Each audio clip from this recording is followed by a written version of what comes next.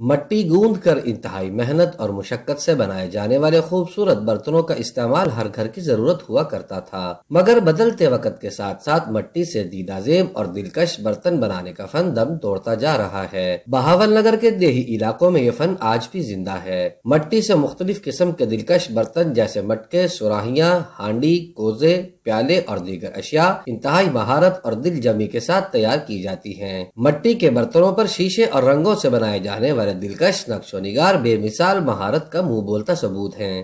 مٹی اسی لیانے ہیں، کٹنے ہیں، صاف کرنے ہیں، پڑنے ہیں، پھر یہ برتن بنانے اسی جی۔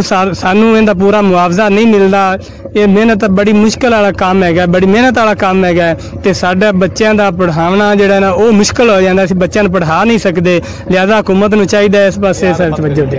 مگر آج کے جدید اور ترقی یافتہ دور میں مٹی کے برتنوں کے استعمال میں کمی کے باعث اس قدیم ثقافتی فن سے وابستہ افراد مفلسی کی زندگی بسر کرنے پر مجبور ہیں۔ اگر حکومتی سطح پر سرپرستی کی جائے تو اس فن سے وابستہ افراد کے معاشی مسائل بھی بہتر ہو سکتے ہیں اور اس فن کو زندہ بھی رکھا جا سکتا ہے۔ کیمرہ مین عبدالوکیل وکی کے ساتھ محمود بشیر، اے نیوز، بہاول نگر۔